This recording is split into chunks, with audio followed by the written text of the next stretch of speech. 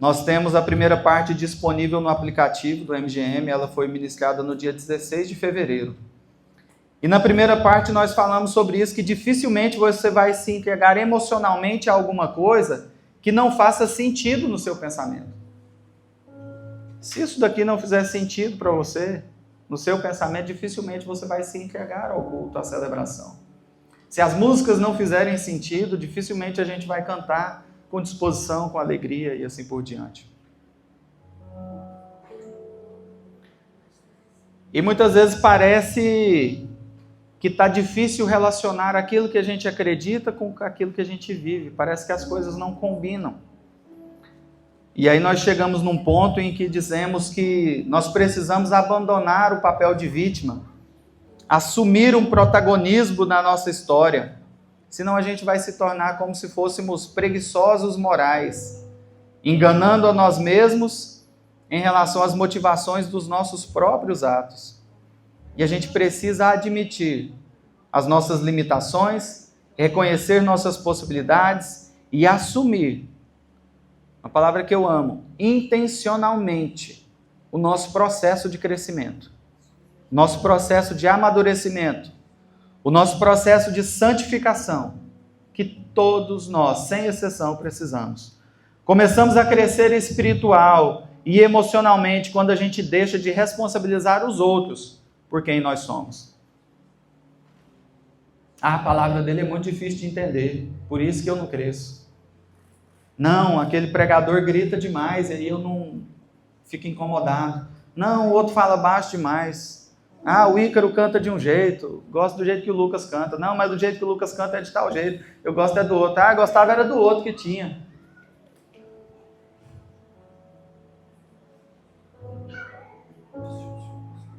Somos nós.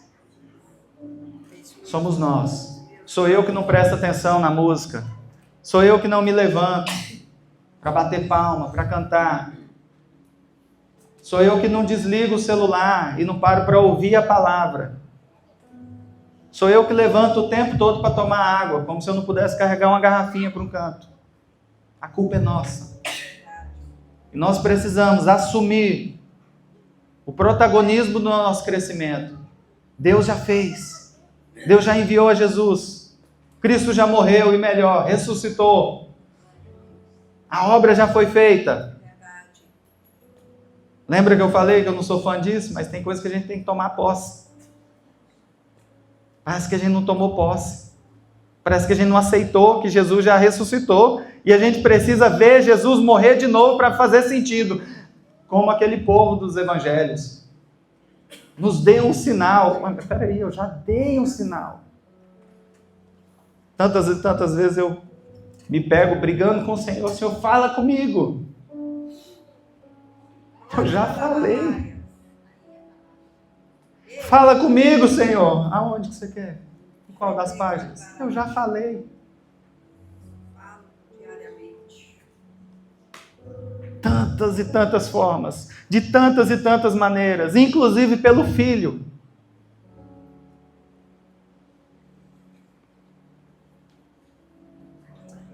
É o mundo interior de cada um que vai definir a forma do mundo exterior em que a gente vive. É verdade. Vamos para Romanos 8, que é o nosso texto base. Romanos capítulo 8.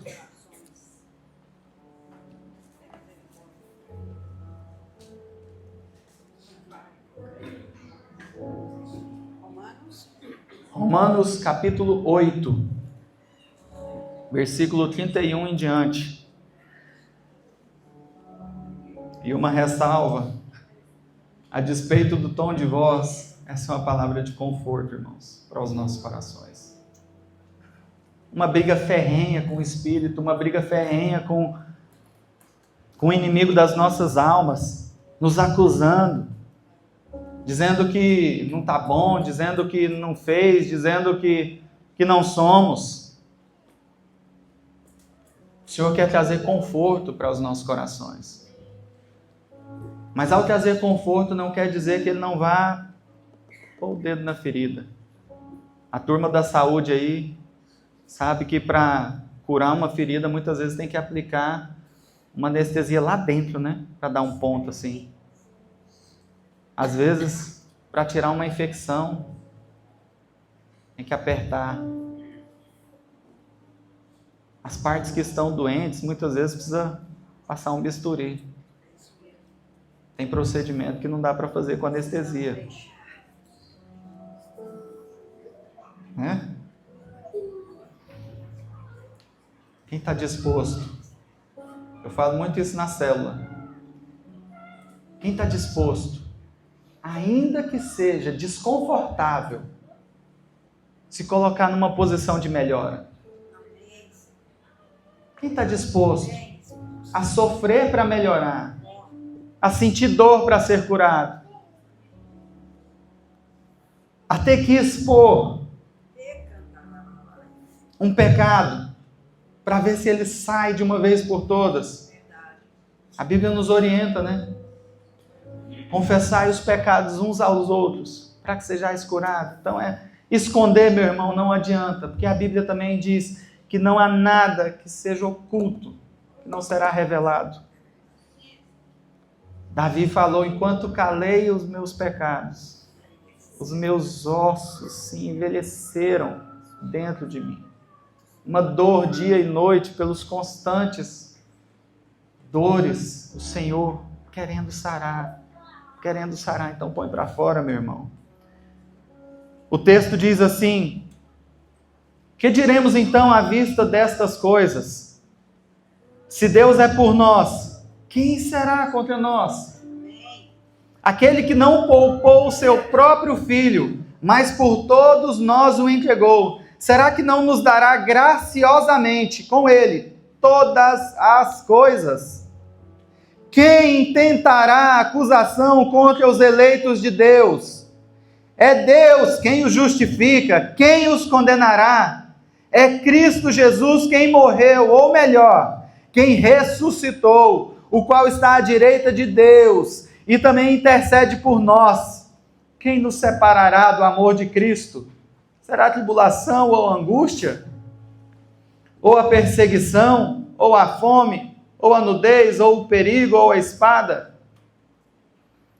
Como está escrito, por amor de ti somos entregues à morte continuamente. Fomos considerados como ovelhas para o matadouro. Versículo 37. Em todas essas coisas, porém, somos mais que vencedores, por meio daquele que nos amou, porque eu estou bem certo de que nem a morte, nem a vida, nem os anjos, nem os principados, nem as coisas do presente, nem do porvir, nem os poderes, nem a altura, nem a profundidade, nem qualquer outra criatura poderá nos separar do amor de Deus que está em Cristo Jesus, nosso Senhor. Amém? Aleluias! A primeira pergunta que nós nos dedicamos a ela, na primeira oportunidade dessa palavra: que diremos, pois, à vista dessas coisas? Se Deus é por nós, quem será contra nós? E nós falamos bastante sobre o medo, né? Sobre a insegurança que temos. Mas se Deus é por nós, por que sentimos medo? O verdadeiro amor lança fora todo o medo.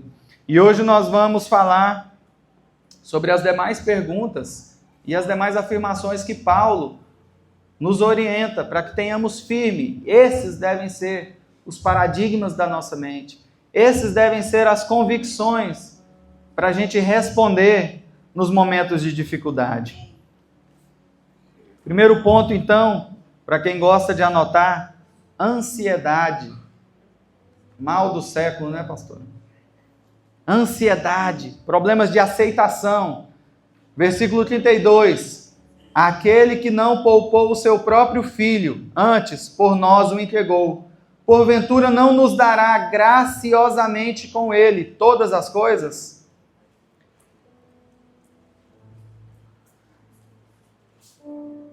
Essa é uma palavra para quem é filho. Quando Deus ministra na minha vida sobre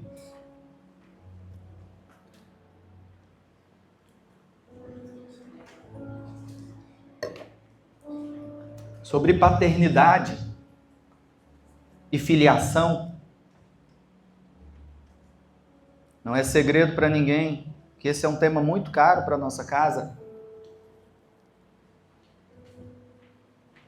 É porque muitas palavras que nós temos a receber, elas partem de um pai falando a um filho.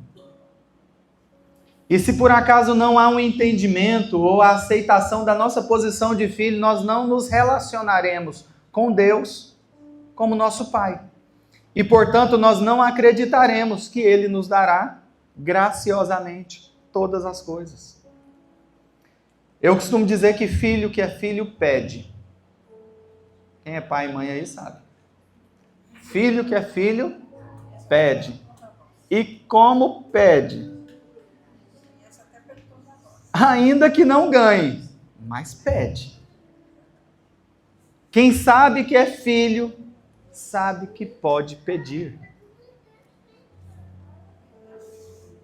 E quem tem dificuldade em entender que é filho, não consegue pedir, porque acha que não merece. Então, resumidamente, nós podemos dizer que a raiz das nossas ansiedades é não descansarmos na nossa filiação para com Deus. Nós somos ansiosos porque nós não descansamos diante do nosso Pai. Eu sou ansioso porque eu não descanso com o meu Pai.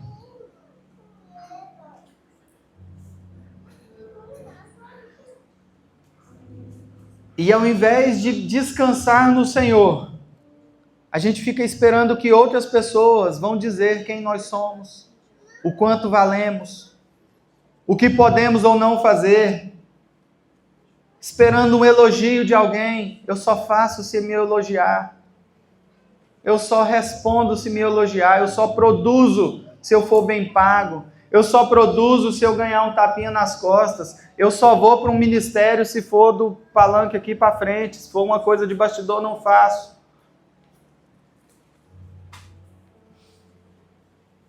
Só vou para o projeto social se for para aparecer nas fotos.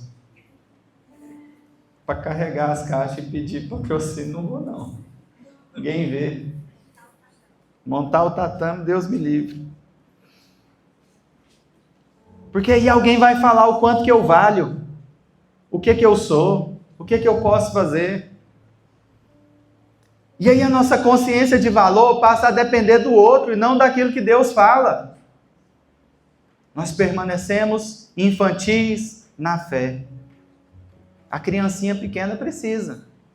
Subiu uma escada, parabéns. Subiu a escadinha.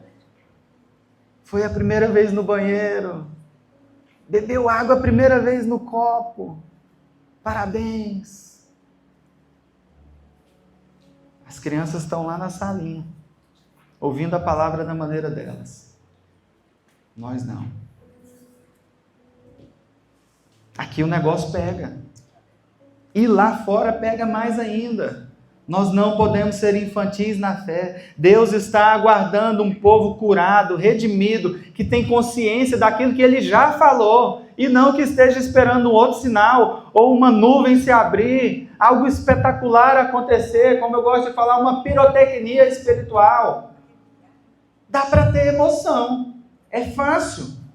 A gente muda o esquema de luzes, faz um negócio diferente.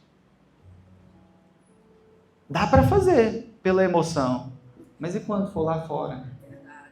Que não tem emoção. Quando eu for lidar com o meu chefe nervoso, que não tem o Espírito Santo. Quando eu for tratar com o meu filho, com aqueles que ainda não se converteram, como é que eu vou fazer? Não podemos ser infantis na fé, dependendo cada vez mais daqueles que podem resolver os problemas para a gente, daqueles que podem orar pela gente, daqueles que vão fazer as coisas no nosso lugar. Eu espero que Deus ministre no meu coração e no seu coração, para que nós nos acheguemos confiantemente no trono da graça, sabendo que Ele não deixará que nos falte nada. O que Deus não nos daria. O que Deus não nos daria que fosse mais caro do que o seu próprio filho? Para que ansiedade? Se aquele que não poupou o seu próprio filho tem cuidado de nós. Talvez assim mude a perspectiva. Talvez se a gente conseguir olhar assim na segunda, na terça, na quarta, quinta, sexta, sábado, a gente consiga atravessar melhor os nossos desafios, os nossos problemas da semana, do dia a dia, da família, dos amigos, do trabalho e assim por diante. Porque aquele que não poupou o seu próprio filho, o que é aquele relatório difícil que você tem que entregar e não está conseguindo? O que é aquele prazo que não está dando para cumprir? Meu irmão, o que é essa conta de energia de R$70? Para um Deus que não poupou o seu próprio filho.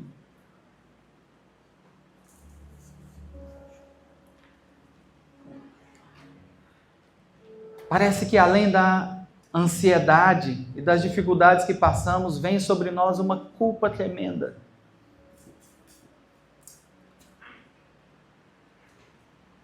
Essa necessidade de aprovação que eu comentei de passagem.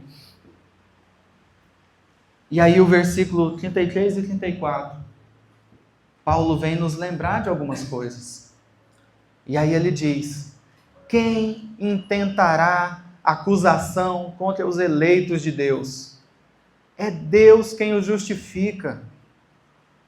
Quem os condenará? É Cristo Jesus quem morreu ou antes, quem ressuscitou, o qual está à direita de Deus e também intercede por nós. Então quem nos condenará? Quem vai nos acusar? Deixa Deus falar ao seu coração, que culpa é essa que nós estamos carregando? Se o madeiro já tirou toda a culpa, ele carregou sobre si as nossas culpas. Que culpa é essa, mulher? Por não conseguir agradar a Deus, o mundo, e ainda ser aquela de Provérbios 31. Que culpa é essa que você carrega? Que culpa é essa de não ser perfeita? Que culpa é essa que você carrega porque a roupa não cabe mais? Ou porque não tem a roupa que queria? Que culpa é essa?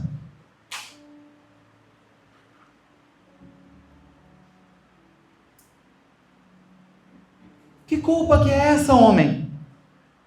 Por não conseguir a quantidade de dinheiro que você acha que precisa.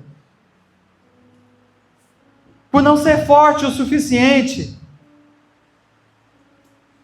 Culpa por não ser viril o bastante. Por não ter um emprego que você acha que deveria ter. Nós somos uma geração que carrega culpas por questões alheias à nossa própria vontade. Como se tivéssemos que seguir e cumprir um roteiro que não foi a gente que escolheu. Adquirir coisas que nós não planejamos. Sonhar com coisas que nós não projetamos. E como não conseguimos realizar tudo isso, nós nos sentimos culpados. Quem que te mandou trocar de carro todo ano? Qual o lugar em que Jesus nos orientou a ter uma casa com 50 quartos e tantas suítes?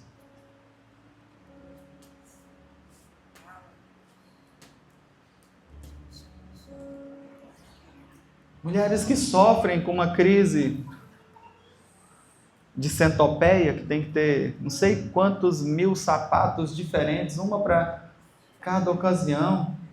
E o inimigo é tão astuto que abrem o guarda-roupa e dizem: não tenho nada. Que culpa que é essa?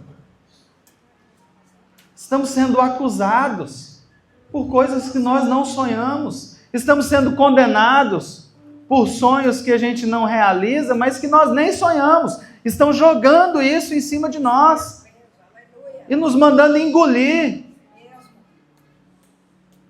Mas não é o Senhor Jesus que sonha essas coisas.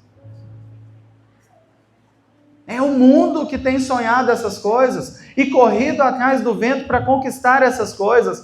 E a gente está indo como manada. Não! Converter é justamente mudar. É dar a volta, deixa ir para lá, eu vou para cá. Porque eu tenho convicção de que o certo é para cá. Está todo mundo se endividando em 300 e tantas vezes para conseguir uma coisa, para mostrar que tem aquela coisa. Não, eu vou para cá. Vou fazer minha poupancinha, devagarzinho eu vou. E aí é mais uma afirmação poderosa e libertadora para as nossas vidas. Quem se atreverá a fazer alguma acusação contra aqueles que Deus escolheu, que Deus chamou, que Deus perdoou e salvou? Se o justo juiz, que julgará todas as coisas, já me julgou, me justificou e me libertou em Cristo Jesus, quem poderá me acusar e condenar? E Paulo não está dizendo que isso não vai acontecer com os eleitos, que a gente não vai sofrer acusação ou que a gente não vai sofrer condenação. A pergunta dele não é se seremos acusados ou condenados, mas é quem tem o poder de acusar e condenar. Então por que a gente está com medo do mundo? Se aquele que tem poder sobre todas as coisas já nos libertou, meu irmão, minha irmã, levanta a sua cabeça, você não é culpado, você não é culpada, Jesus te libertou. Amém?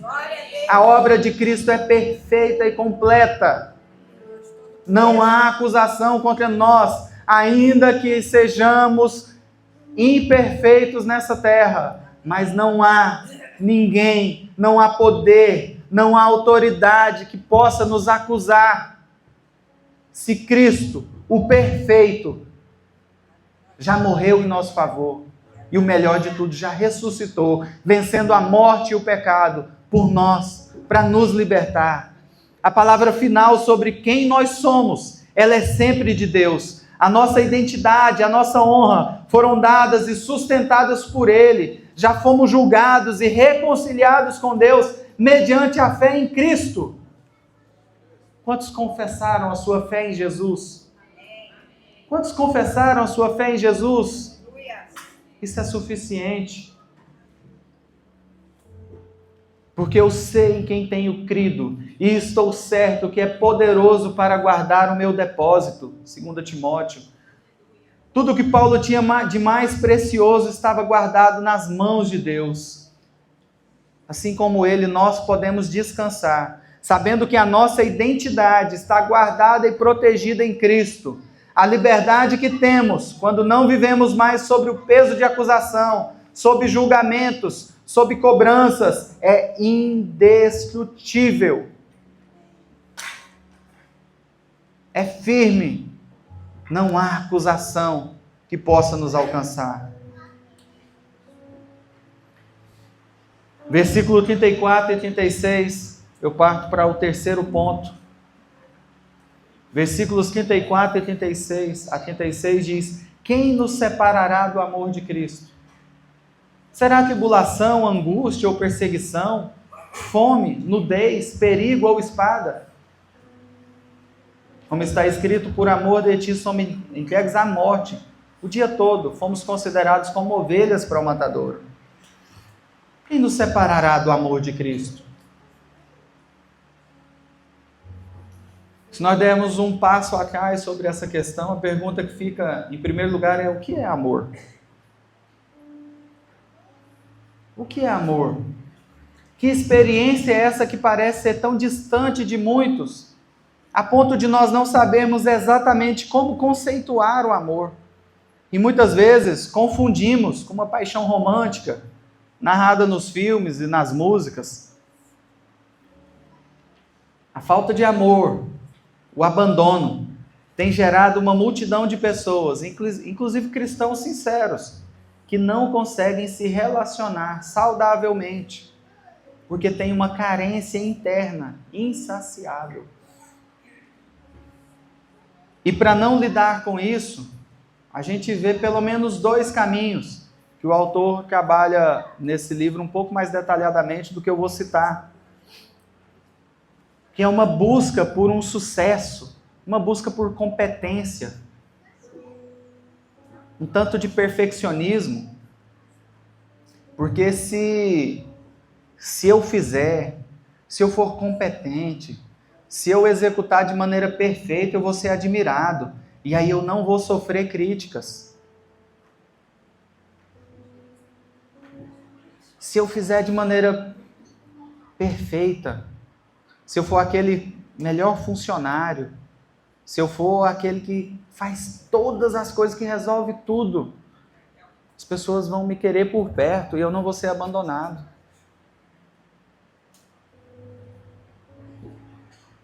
E a gente passa a ser fazedores de coisas para esconder uma carência que existe por dentro,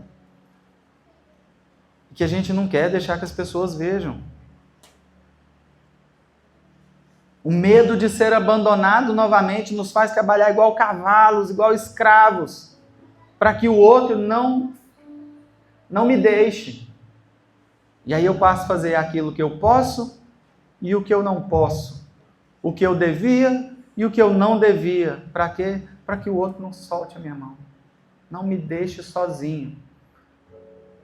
Tem pessoa que fica desnorteada quando está sozinha. Quando está sem o que fazer. Já ouviu aquelas pessoas que dizem: não dou conta de ficar sem fazer nada.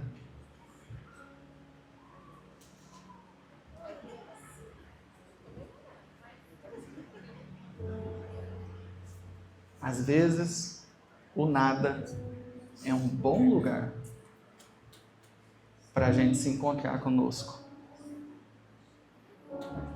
E um outro caminho que a gente vê muito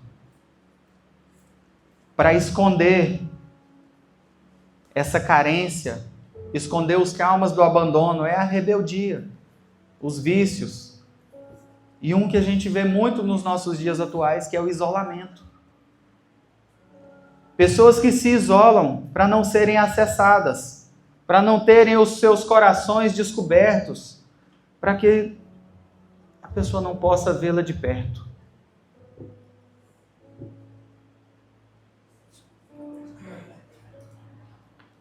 E aí se isolam, se escondem, criam uma barreira, criam um castelo que é impenetrável.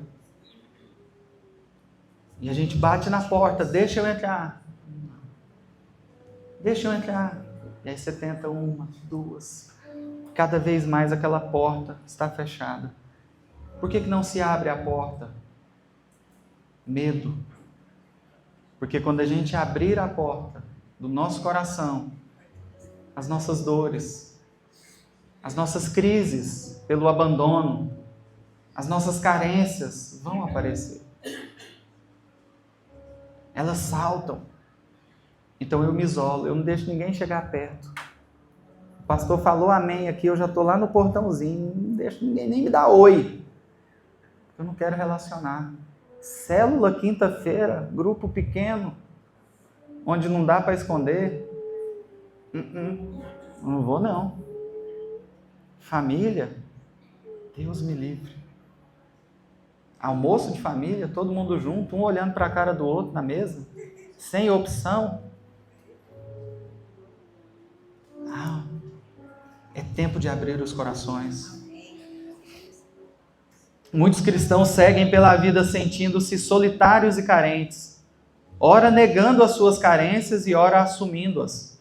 Alimentam-se de expectativas irreais e permanecem espiritual e emocionalmente infantis.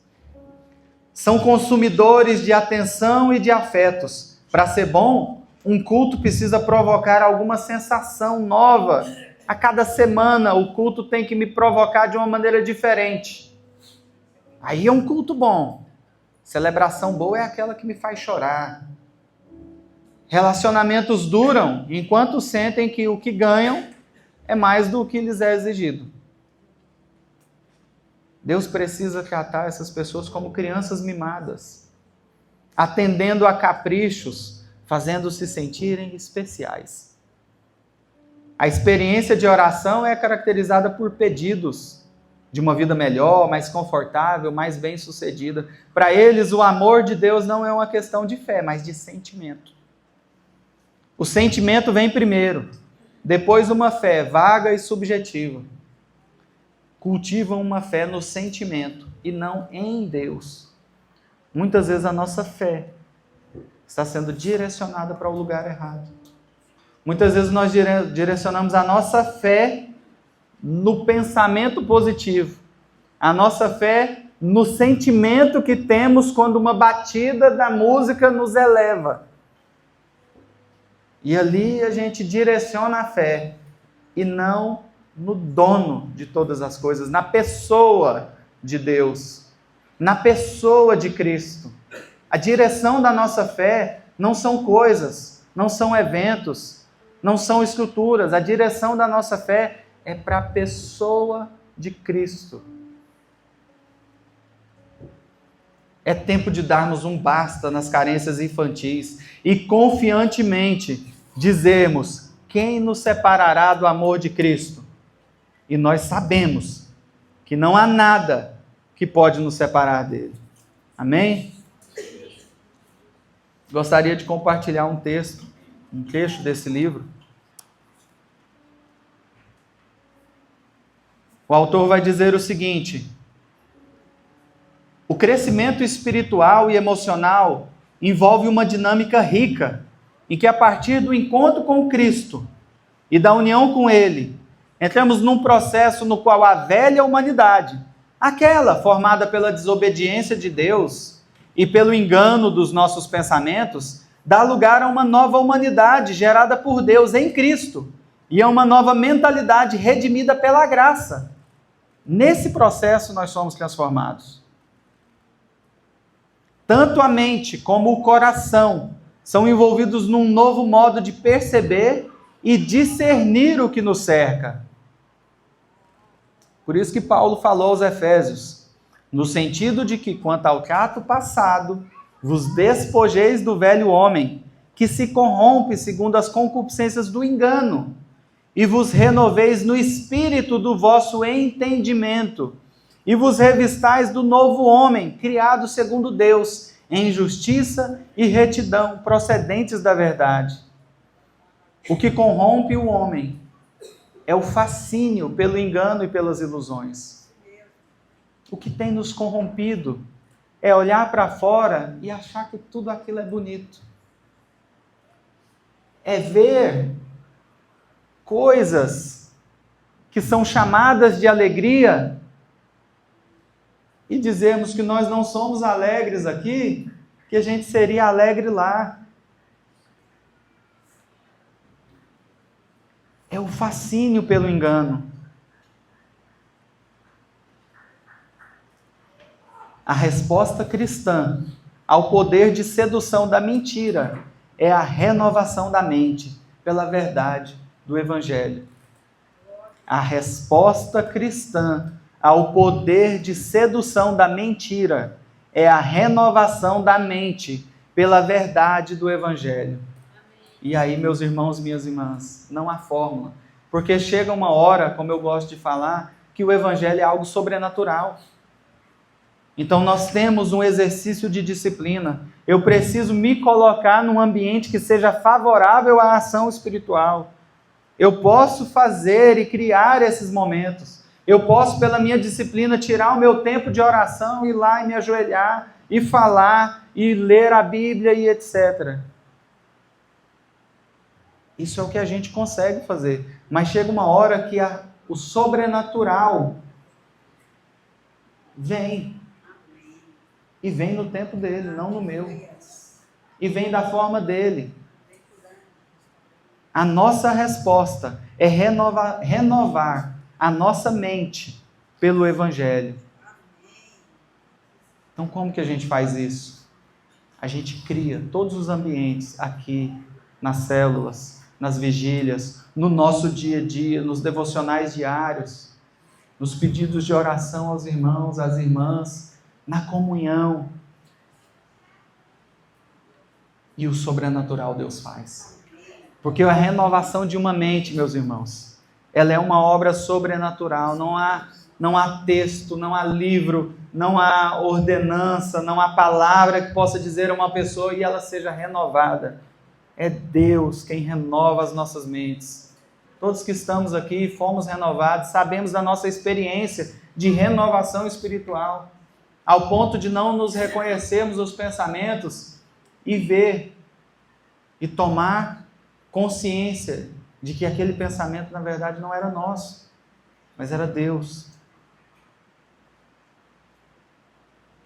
Pensamentos e emoções não são coisas distintas, não são separadas.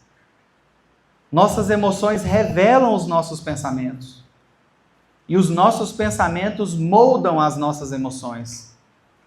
Para o judeu, por exemplo, não tem separação entre conhecimento, amor ou relacionamento. Então, quando se diz em conhecer a Deus, significa também amar e se relacionar com Ele. Então, eu não posso dizer que eu conheço a Deus se eu não o amo e se eu não me relaciono a Ele, com Ele. Não dá para separar essas coisas. Não, eu amo, mas não me envolvo. Não, então você não ama.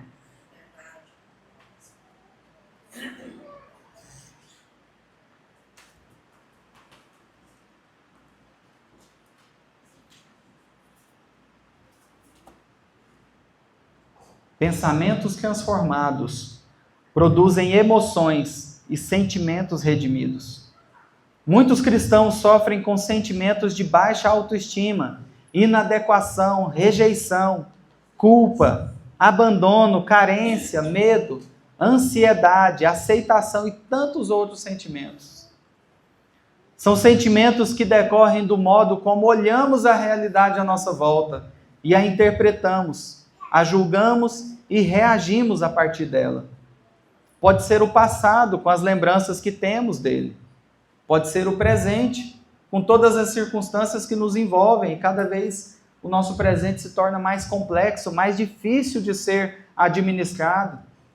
Pode ser o futuro, com tantas ameaças e incertezas. Nós não temos controle algum sobre o que acontece no mundo, sobre o que acontece com a nossa família ou até mesmo conosco. No entanto, coisas ruins acontecem. Sofremos com as crises econômicas, políticas, com as enfermidades, com o desemprego, com divórcios e outras rejeições, com incompreensões, com traições. Todas essas coisas acontecem com todos os santos. E todas elas têm um grande poder de nos desequilibrar e desestruturar emocional e espiritualmente. No entanto, o problema não está nos acontecimentos, mas na maneira como reagimos a eles. É isso que o Evangelho nos oferece. Ele transforma a nossa mente, nos faz perceber a realidade de um outro modo, reagirmos a ela de maneira apropriada à luz do Evangelho, como também reestrutura as nossas emoções e sentimentos. Mente transformada produz emoções redimidas e uma espiritualidade madura e equilibrada. É tempo, meus irmãos, de nos redimirmos pela verdade do Evangelho. À luz do Evangelho, respondermos a esse mundo de mentiras e não aceitarmos que as imposições que o inimigo tem feito a nós desçam goela abaixo, como se fôssemos obrigados a caminhar no mesmo rumo que esse mundo tem seguido. Amém? Por isso que nessa oportunidade, eu quero te convidar a deixar o Espírito Santo te curar internamente de qualquer sombra de desconfiança, de medos, de inseguranças, de culpas, de carências. Cura por completo. É tempo de libertação de mente, de espírito, para fluirmos por inteiro em Deus. Amém? É um tempo de transformação. Tempo de mandarmos embora todo sofisma.